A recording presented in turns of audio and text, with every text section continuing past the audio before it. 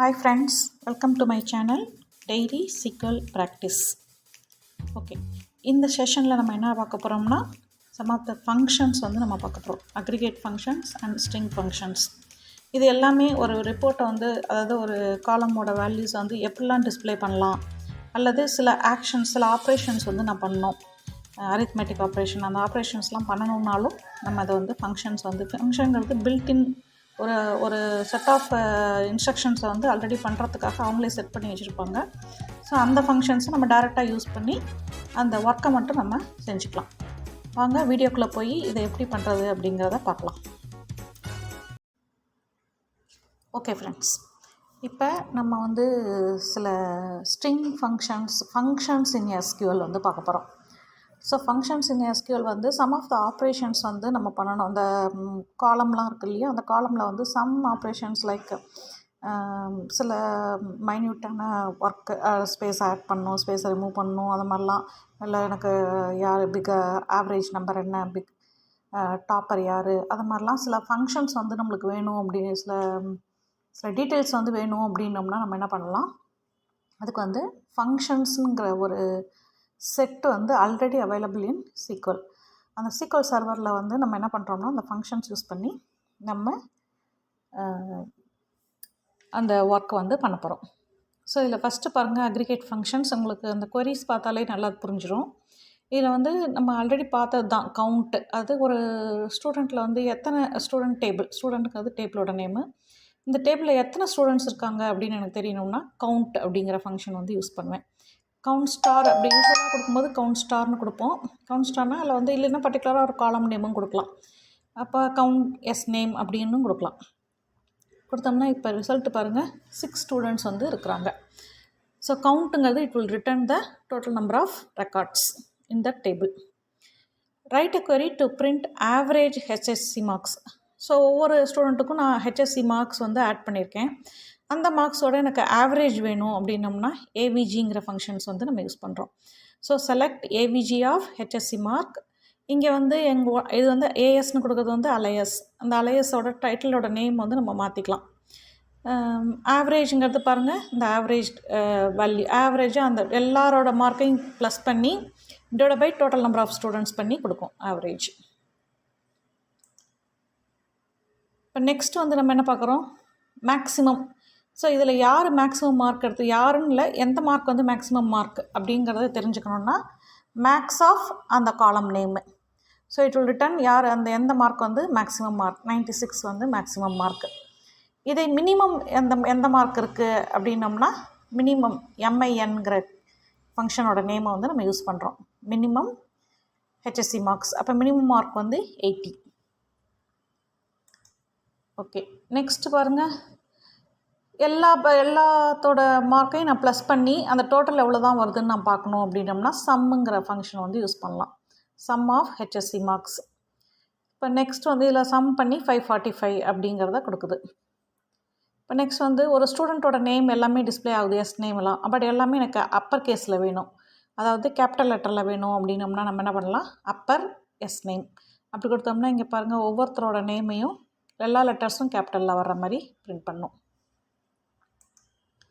So இதே வந்து லோயர்னால் எல்லா லெட்டரும் ஈவன் ஃபஸ்ட் லெட்டரை கூட லோயர் பண்ணி கொடுக்கும்.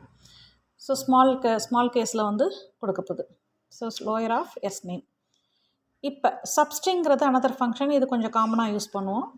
இதில் வந்து எந்த காலம்லேருந்து எந்த கேரக்டரில் ஆரம்பித்து ஹவு மெனி கேரக்டர்ஸ், அது செகண்ட் கேரக்டரில் ஆரம்பித்து 3 கேரக்டர் அந்த மாதிரி எனக்கு வேணும் அப்படின்னோம்னா இப்போ ரவி அப்படிங்கிறதுல AVI, ஏ தான் செகண்ட் கேரக்டரில் ஆரம்பித்து 3 கேரக்டர்.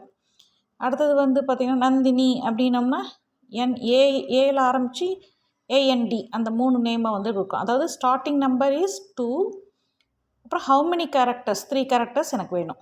அந்த மாதிரி கொடுக்கறதெல்லாம் எடுக்கலாம். ஒரு அந்த பார்ட் ஆஃப் த ஸ்ட்ரிங் மட்டும் நம்ம எடுக்கிறதுக்கு பேர் தான் சப்ஸ்ட்ரிங். ஸோ அடுத்து பாருங்கள், கேர் இண்டெக்ஸ். ஸோ இங்கே இந்த இதில் வந்து ஏங்கிற லெட்டர் எந்த பொசிஷனில் இருக்குது, அதாவது எனக்கு எந்த இடத்துல இருக்குது அப்படின்னு தெரிஞ்சுக்கணுன்னா நான் என்ன பண்ணுறேன், கேர் இண்டெக்ஸ் அப்படிங்கிற ஃபங்க்ஷன் யூஸ் பண்ணுறேன். எனக்கு எந்த லெட்டரை சர்ச் பண்ணணும், எந்த காலமில் சர்ச் பண்ணணும், ஸ்டார்டிங் பொசிஷன் என்ன, இது 3 கொடுத்துட்டோம்னா இப்போ ஏ வந்து ரவியில் செகண்ட் பொசிஷனில் இருக்குது, நந்தினியில் செகண்டு, குமாரில் 4th பொசிஷனில் இருக்குது, மனோஜில் second, நரேனில் second, பிரியாவில் 5th.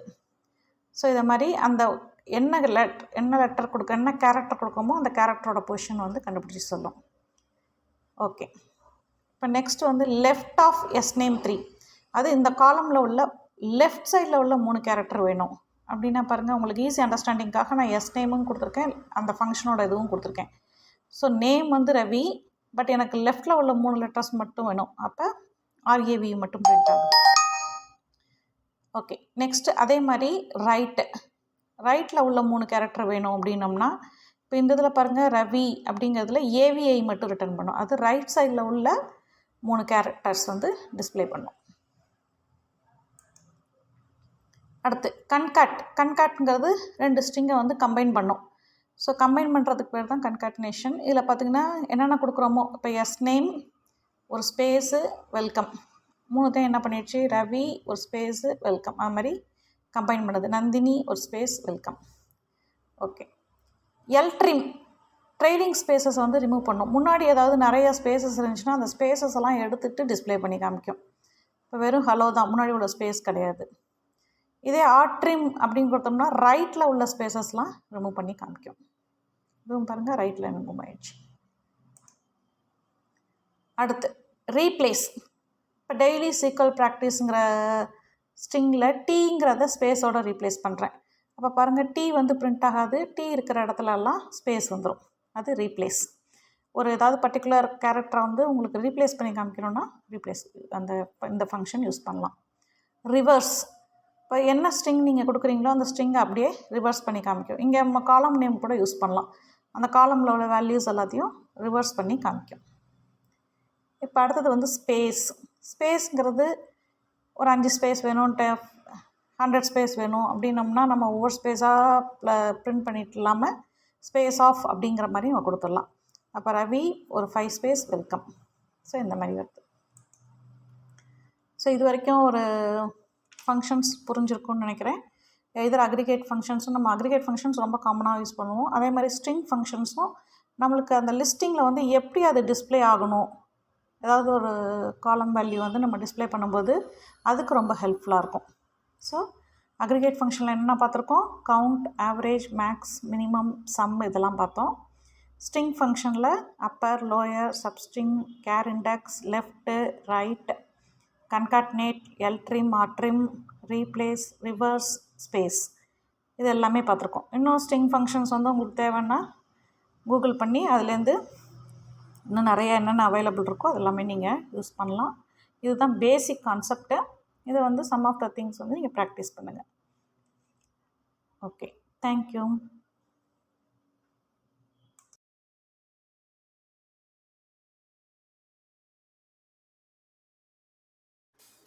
Okay friends, உங்கள் எல்லாருக்கும் இந்த வீடியோ பிடிச்சிருக்குன்னு நினைக்கிறேன். இந்த வீடியோ யூஸ்ஃபுல்லாக இருந்துச்சுன்னா உங்கள் ஃப்ரெண்ட்ஸ் அல்லது ரிலேட்டிவ்ஸ் யார் சீக்வல் வந்து லேர்ன் பண்ணணும்னு நினைக்கிறாங்களோ அவங்க எல்லாருக்கும் இந்த வீடியோவை வந்து ஷேர் பண்ணுங்கள். உங்களுக்கு பிடிச்சிருந்துச்சுன்னா இதை லைக் பண்ணி